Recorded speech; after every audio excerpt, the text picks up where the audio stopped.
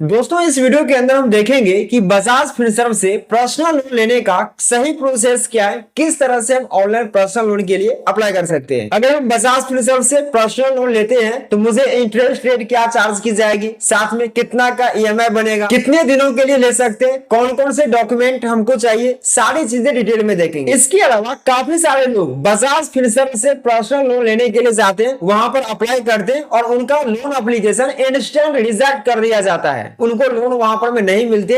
अब इसका कुछ रीजन है, कुछ गलतियां वो करते हैं जिसकी वजह से उनका जो लोन एप्लीकेशन है वो रिजेक्ट हो जाता है। तो इस वीडियो के अंदर हम ये तो देखेंगे कि बजाज फिनसर्व से पर्सनल लोन अप्लाई करने का सही प्रोसेस क्या है, जेन्युइन तरीका क्या है और क्या गलतियां आपको नहीं करनी चाहिए ताकि आपका लोन एप्लीकेशन रिजेक्ट ना हो। तो वीडियो काफी यूजफुल होने वाला है, वीडियो के अंदर जरूर देखिए। और वीडियो में आगे बढ़ने से पहले अगर आप इस चैनल पर पहली बार आए हैं तो सबसे पहले आप इस चैनल को सब्सक्राइब कर लीजिए, क्योंकि इस चैनल के ऊपर इसी तरह के कंटेंट आपको रेगुलर देखने को मिलते रहेंगे। तो फिर चलिए कार्यक्रम शुरू करते हैं। दोस्तों बजाज फिनसर्व से पर्सनल लोन के लिए हम कैसे ऑनलाइन अप्लाई कर सकते हैं ये तो आगे इस वीडियो में देखेंगे। उससे पहले कुछ इंपोर्टेंट बातें करते हैं ताकि अगर आप लोन अप्लाई करते हो तो आपका लोन एप्लीकेशन रिजेक्ट नहीं होगा। अब यार देखो, पर्सनल लोन अगर आप बजाज फिनसर्व से लेते हो तो इसका जो सबसे बड़ा क्राइटेरिया है वो ये है कि आपका एज 18 प्लस होना चाहिए। अगर आपका एज 18 से कम है और आप लोन अप्लाई करने के लिए चाहते हो तो आपका जो लोन एप्लीकेशन है वो इंस्टेंट रिजेक्ट हो जाएंगे, आपको लोन प्रोवाइड नहीं की जाएगी। अब इन सब के अलावा आपके आधार कार्ड से आपका मोबाइल नंबर भी रजिस्टर्ड होनी चाहिए, तभी आप यहाँ पर लोन के लिए अप्लाई करने के लिए चाहिए। साथ में आपका सिविल स्कोर, जो आपकी पैन कार्ड होती है उसका सिविल स्कोर कम से कम मिनिमम 650 होनी चाहिए। अगर 650 से कम होता है तो फिर आपको यहाँ पर में लोन प्रोवाइड नहीं की जाएगी।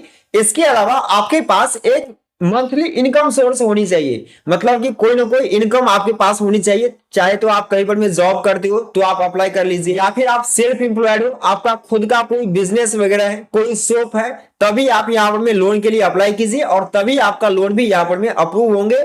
अदरवाइज आपका लोन एप्लीकेशन यहाँ पर रिजेक्ट हो जाएंगे। तो ये कुछ इंपोर्टेंट बातें हैं जो कि आपको हमेशा ध्यान में रख करके यहाँ पर लोन के लिए अप्लाई करनी है, क्योंकि कई सारे लोगों का वहां पर कोई इनकम प्रूफ नहीं होती, जिसकी वजह से उनका इनकम वेरिफिकेशन नहीं हो पाता और उन्हें वहां पर लोन प्रोवाइड नहीं किया जाता है, उनका लोन एप्लीकेशन इंस्टेंट रिजेक्ट कर दिया जाता है। चलिए अब हम ये देख लेते हैं कि किस तरह से आप बजाज फिनसर्व से पर्सनल लोन के लिए ऑनलाइन अप्लाई कर सकते हो। तो बजाज फिनसर्व से अपना पर्सनल लोन लेने के लिए सबसे पहले आपको बजाज फिनसर्व के इस वेबसाइट पर आनी होगी। इसका लिंक आपको वीडियो के डिस्क्रिप्शन बॉक्स में मिल जाएगा। जैसे ही आप उस लिंक पर क्लिक करेंगे आप इस पेज पर आ जाएंगे। अब बजाज फिनसर्व का जो पर्सनल लोन है, मतलब यहाँ जो लोन प्रोवाइड की जाती है उसके बारे में सारी चीजें यहाँ पर डिटेल में बताया गया है कि आप कितने तक का लोन यहाँ से ले सकते हो और क्या आपको इंटरेस्ट चार्ज की जाएगी। थोड़ा सा नीचे की तरफ आएंगे और सबसे पहले अगर आपको ये देखनी है कि आपको कितना इंटरेस्ट चार्ज की जाएगी, मतलब आप अपने डे के हिसाब से कि आप कितने दिन के लिए लेना चाहते हो, तो यहाँ पर सबसे पहले आपको अपना अमाउंट एंटर करना है। मतलब आप जितने अमाउंट तक का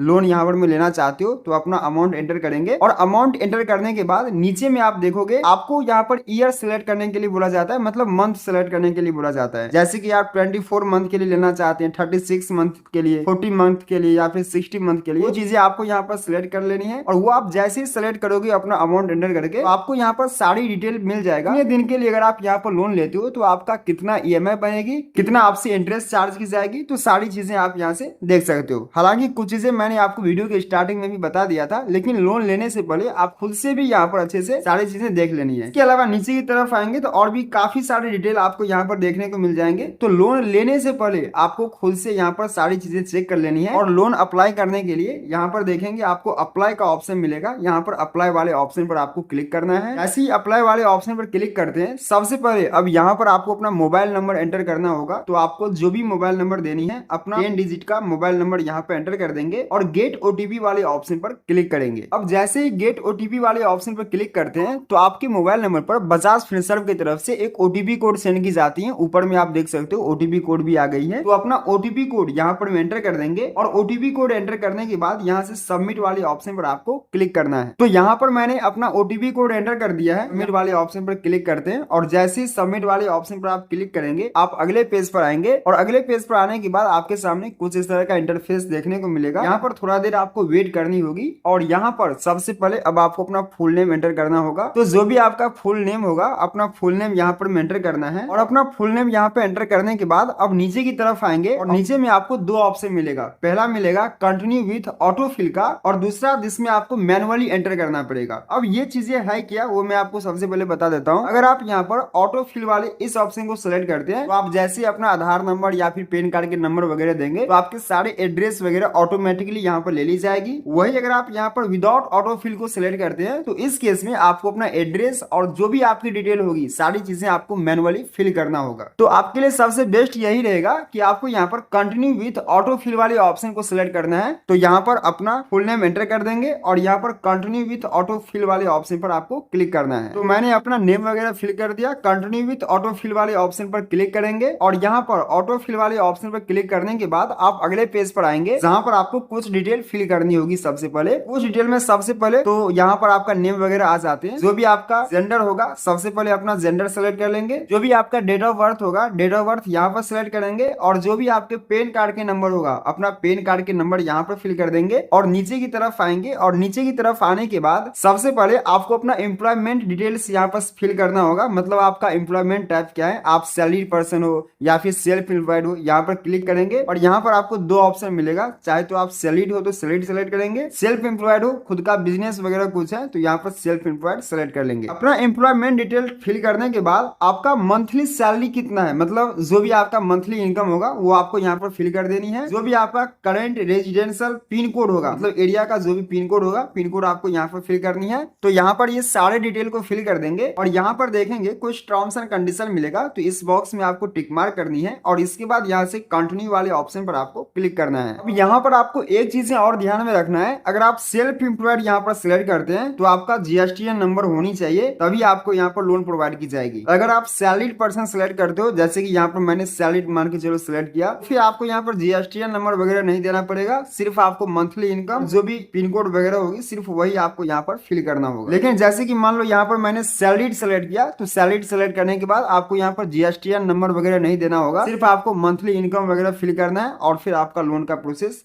आगे बढ़ जाएगा। वहां पर सैलरीड पर्सन सिलेक्ट किया है तो आपको ये सिलेक्ट करना होगा कि आपका जो सैलरी आता है वो किस बैंक के अंदर आता है। मतलब यहाँ पर आपको इनकम वेरिफिकेशन करना होगा। लेकिन अगर आप वहां पर सेल्फ एम्प्लॉयड सिलेक्ट किए रहेंगे और जीएसटीएन नंबर देंगे तो आपको यहाँ पर इनकम वेरिफिकेशन नहीं करना होगा। वो सारी चीजें ऑटोमेटिकली हो जाती है। तो अगर आपने सैलरीड पर्सन सिलेक्ट किया है तो यहाँ पर आपको अपना इनकम वेरिफिकेशन करना होगा। तो जिस भी बैंक के अंदर आपका अकाउंट है आपको अपना बैंक अकाउंट को यहाँ पर सिलेक्ट करना होगा। जैसे कि मान कर चलो एचडीएफसी बैंक है तो आपको यहाँ पर एचडीएफसी बैंक को सिलेक्ट कर लेना है। एचडीएफसी बैंक को सिलेक्ट करेंगे और इसके बाद यहाँ पर कुछ टर्म्स एंड कंडीशन मिलेगा। इस बॉक्स को टिक मार्क करेंगे और यहाँ पर मैं कंटिन्यू वाले ऑप्शन पर क्लिक करेंगे। अब जैसे ही कंटिन्यू वाले ऑप्शन पर आप क्लिक करते हैं तो बजाज फिनसर्व की तरफ से यहाँ पर चेक की जाती है, आपके इनकम को वेरीफाई की जाती है, आपके बैंक अकाउंट को वेरीफाई की जाती है, जिसके लिए आपके बैंक अकाउंट के साथ जो भी मोबाइल नंबर रजिस्टर्ड होगा उस पर में एक ओटीपी कोड सेंड की जाएगी। तो यहाँ पर ओटीपी कोड आ चुका है। ओटीपी कोड यहाँ पे एंटर करेंगे और ओटीपी कोड एंटर करने के बाद आपका जो इनकम है वो ऑटोमेटिकली यहाँ पे वेरीफाई हो जाती है। आपको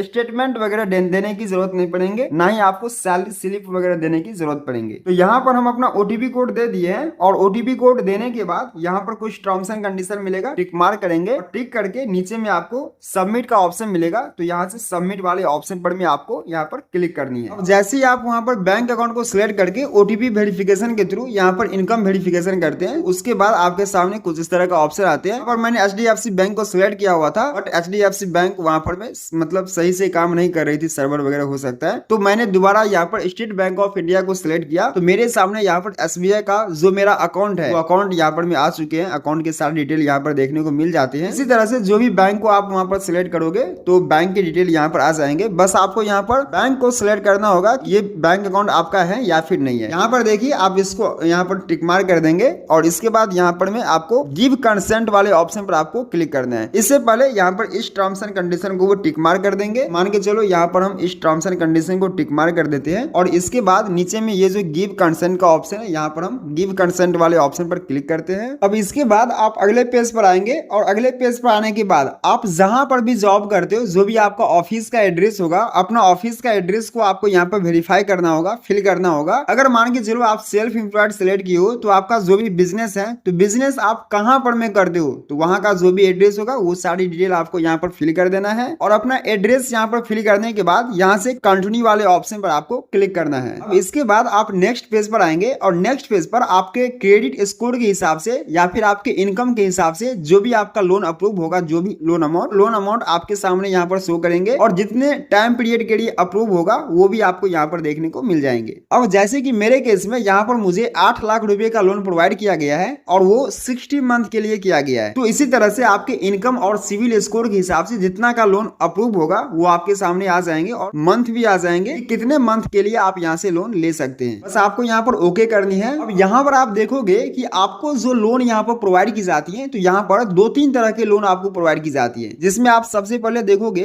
तो फ्लैक्सी लोन आपको प्रोवाइड की जाती है। अब ये फ्लैक्सी लोन क्या है वो मैं आपको सबसे पहले जो है सो बता देता हूँ। अब यहाँ पर आप देखेंगे आपका जितना भी लोन अप्रूव हुआ है तो उस लोन अमाउंट को, मतलब यहाँ पर 3 तरह के लोन आपको प्रोवाइड की जाती है, जिसमें पहला है फ्लैक्सी हाइब्रिड लोन और दूसरा है फ्लैक्सी टर्म्स लोन और तीसरा है सिर्फ टर्म लोन। यहाँ पर ये जो तीनों तरह का लोन है तो इसमें आप टाइम पीरियड के हिसाब से ले सकते हो। मैं आपको यहाँ पर सजेस्ट करूंगा कि आप यहाँ पर फ्लैक्सी हाइब्रिड लोन ले लीजिए, क्योंकि यहाँ पर क्या है कि यहाँ पर सबसे पहली बात तो आप ज्यादा दिनों के लिए ले सकते हो, ज्यादा समय के लिए ले सकते हो और आपको कम इंटरेस्ट चार्ज की जाएगी। हालांकि इंटरेस्ट रेट आपको वही लगेंगे, बट इसमें थोड़ा आपको ज्यादा फैसिलिटी दी जाएगी कि ईएमआई वगैरह की सुविधा आपको मिलेंगे, कम आपका ईएमआई बनेगा। जैसे कि यहाँ पर देख सकते हो सिर्फ 12,000 रुपए का ही आपका ईएमआई बनेगी। तो इसी तरह से आप यहाँ पर अपने हिसाब से कंपेयर कर देंगे, तो जो भी टाइप का लोन आपको चाहिए उस टाइप को आप यहाँ पर सिलेक्ट करेंगे। जैसे कि मैंने आपको यहाँ पर रिकमेंड किया फ्लैक्सी हाइब्रिड लोन, क्योंकि ज्यादातर चांसेस में ये लोन आपको जल्दी मिल जाते हैं, इसमें ज्यादा मत्था पची नहीं होते, ज्यादा डॉक्यूमेंट वेरीफाई नहीं होती। तो इसको आप यहाँ पर सिलेक्ट कर लेंगे। इसके बाद यहाँ से कंटिन्यू वाले ऑप्शन पर क्लिक करेंगे। अब इसके बाद नेक्स्ट पेज पर आपके सामने लोन का समरी आ जाएगा, जिसमें आप सारी चीजें देख सकते हो कि आपका कितना का लोन अप्रूव हुआ है, कितना आपका जो है सो इंटरेस्ट चार्ज की जाएगी,